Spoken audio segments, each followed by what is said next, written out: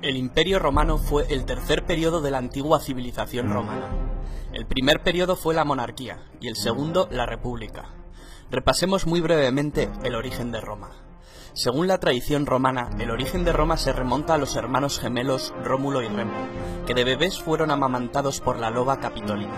Más tarde, Rómulo mató a Remo y fundaría la ciudad de Roma sobre el monte Palatino, convirtiéndose en su primer rey. La forma política de Roma será la monarquía hasta que fue expulsado el último rey, Tarquinio el Soberbio. Después de la expulsión del monarca se creó un senado permanente que decidió abolir la monarquía, convirtiendo a Roma en una república. Durante la etapa republicana, su principal competidora fue la ciudad púnica de Cartago. Las guerras púnicas llevaron a Roma a salir de sus fronteras naturales, en la península itálica, y a adquirir poco a poco nuevos dominios que debía administrar, como Sicilia, Cerdeña, Córcega, Hispania y Liria. Fue en ese momento, al comienzo mismo de la República, cuando las conocidas siglas SPQR, Senatus Populus Quae Romanus, algo así como el Senado y el pueblo romano, se convirtieron en el símbolo de Roma. Roma se hizo con el control de la cuenca mediterránea. Los dominios se hicieron tan extensos que pronto fueron difícilmente gobernables por un senado incapaz de moverse de la capital ni de tomar decisiones con rapidez.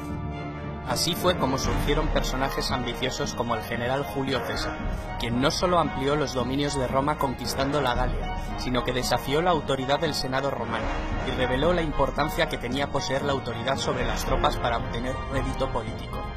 Tras la guerra civil que lo enfrentó a Pompeyo y al Senado, César se había erigido en mandatario absoluto de Roma y se había hecho nombrar Dictator Perpetuus. Tal osadía no agradó a los miembros más conservadores del Senado romano que conspiraron contra él y lo asesinaron durante los idus de marzo, dentro del propio Senado, lo que suponía el restablecimiento de la República, cuyo retorno sin embargo sería efímero.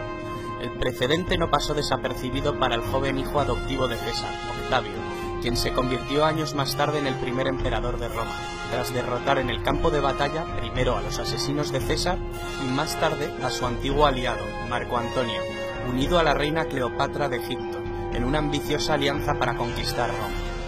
A su regreso a Roma, el poder de Octavio fue enorme, tanto como lo fue la influencia sobre sus legiones. En el año 27 a.C. se estableció una ficción de normalidad política en Roma, otorgando a Augusto por parte del Senado el título de Imperator Caesar Augustus. El título de emperador, que significa vencedor en la batalla, lo convertía en comandante de todos los ejércitos. Formalmente nunca aceptó el poder absoluto, aunque de hecho lo ejerció. Aseguró su poder manteniendo un frágil equilibrio entre la apariencia republicana y la realidad de una monarquía dinástica. Los primeros emperadores desde Augusto hasta la muerte de Nerón, es decir, entre el 27 a.C. y el 68 después de Cristo, formaron la dinastía Julio-Claudia. El reinado de Nerón se asocia comúnmente a la tiranía y a la extravagancia. Se lo recuerda por una serie de ejecuciones sistemáticas, incluyendo la de su propia madre y sobre todo por la creencia generalizada de que mientras Roma ardía en un gran incendio, él lo contemplaba desde la distancia tocando la lira. Tras el periodo del 68 al 69, el año de los 4 emperadores, dio paso a la dinastía Flavia. A los Flavios le sucedieron la dinastía de los Antoninos, que trajeron la época dorada. En esta época, a lo largo del siglo II, el imperio alcanza su máximo esplendor. Destacar la figura del emperador Trajano, nacido en Hispania. Fue el primer emperador romano nacido en una provincia de Roma. Fue un gobernante eficaz y querido por su pueblo. Bajo su reinado el imperio alcanzó su máxima expansión. El último de los llamados 5 buenos emperadores de la dinastía antonina fue Marco Aurelio, al que le sucedió su hijo natural Cómodo, con el que reaparecerían muchos de los problemas previamente presentes en cuanto a sucesiones e inestabilidad. Tras el asesinato de Cómodo por su guardia pretoriana, el imperio se sumió en una época de confrontación civil, tras la que asumió el trono Septimio Severo, quien instauró la dinastía Severa, que termina con Alejandro Severo. Después, entramos en lo que se conoce con la crisis del siglo III, un periodo de 50 años de duración. Es un periodo de profunda crisis, durante el cual se producen fuertes presiones de los pueblos exteriores y una fuerte crisis política, económica y social en el interior del imperio. Tras una fase de anarquía militar en el que la seguridad y la unidad del imperio se habían visto gravemente comprometidas, diferentes emperadores de origen ilírico y danubiano lograron reunificar el imperio y sentar las bases para restablecer la situación. Esta crisis se estabiliza con el ascenso de Diocleciano, que llevó a cabo un importante programa de reformas. El emperador Diocleciano comprendió que el imperio era demasiado vasto para gobernarlo en circunstancias tan graves, y decidió trocearlo. Esta época es conocida como la tetrarquía, o gobierno de cuatro. Implicaba que el gobierno del imperio se repartía geográficamente entre 4 gobernantes.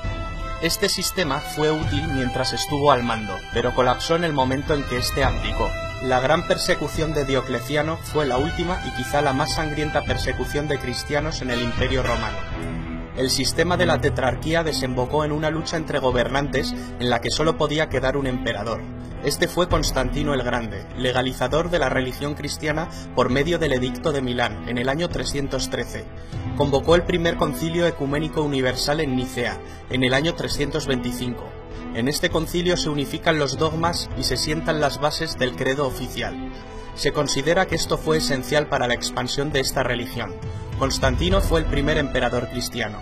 En esta etapa se produce el traslado de la capitalidad del imperio a la antigua ciudad de Bizancio, reconstruida y ampliada por decisión del emperador que pasó a denominarse Constantinopla. El imperio poco a poco fue entrando en declive. El emperador Teodosio I hizo de la religión católica la religión oficial del imperio. Tras su muerte, en el año 395, llega por fin la división administrativa del Imperio Romano en 2 mitades repartidas entre sus 2 hijos. Arcadio recibió el Imperio de Oriente y Honorio recibió el de Occidente. El Imperio Romano de Occidente, terriblemente desgastado tras las incansables incursiones bárbaras, el malestar social por la mala gestión de las tierras y el cristianismo, desapareció en el año 476, fecha en la que se inicia la Edad Media. El Imperio Romano de Oriente perduró cerca de 1000 años más, con el nombre de Imperio Bizantino. El Imperio Bizantino, que acaba adoptando el idioma griego, sobrevivió hasta el año 1453, fecha de la caída de Constantinopla, la actual Estambul. Con el colapso del Imperio Bizantino, último vestigio del Imperio Romano de Oriente, finaliza la Edad Media, dando inicio a la Edad Moderna. El Imperio Romano en su época dorada estuvo en constante expansión, pero dentro de las fronteras del imperio reinaba la paz, lo que se conoció como Pax Romana, que permitió al imperio alcanzar su máximo desarrollo económico, comercial y territorial. En la cúspide de su poder, el Imperio Romano dominaba 3 continentes y numerosas urbes. Allí donde conquistaba, construía. La mayor evidencia del poderío del Imperio Romano es quizá su arquitectura y su ingeniería. Anfiteatros donde se presenciaban espectáculos de luchas de gladiadores, circos donde se realizaban carreras de cuadrigas, teatros que vieron representaciones de tragedias y comedias, termas, acueductos, calzadas, templos para los dioses, basílicas para administrar justicia. Porque no solo nos dejaron un gran legado arquitectónico, una de las mayores herencias fue quizá el derecho romano, uno de los más importantes cuerpos de legislación de la humanidad, y sin duda alguna el primero de Occidente y base del derecho actual. El Imperio Romano consiguió dominar una vasta extensión territorial, con unas mismas costumbres, un mismo modus vivendi para una ciudadanía multiétnica. Este dominio territorial no fue posible sin el ejército más poderoso del mundo y sus unidades de infantería, las legiones. Durante el imperio el ejército estaba formado por 30 legiones de unos 5.300 hombres cada una. Cada legión se dividía en 10 cohortes, y estas a su vez en centurias.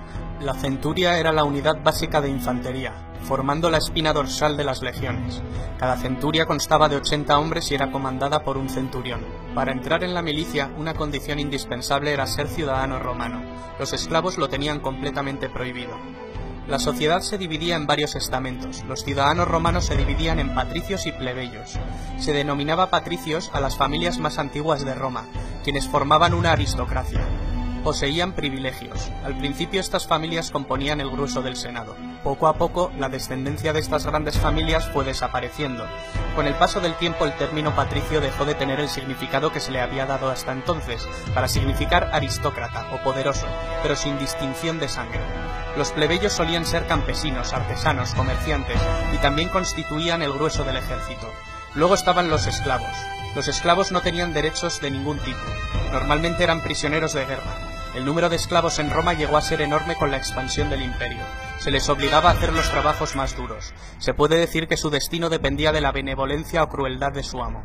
Muchos de estos esclavos eran utilizados para satisfacer las ansias de diversión del emperador y del pueblo. Los esclavos podían ganar su libertad de diversos modos. A los esclavos liberados se les llamaba libertos. Para bien o para mal, Roma está enraizada en nuestras tradiciones políticas, culturales y literarias, en nuestra forma de pensar. Es imposible entender la idiosincrasia de Occidente sin la civilización romana.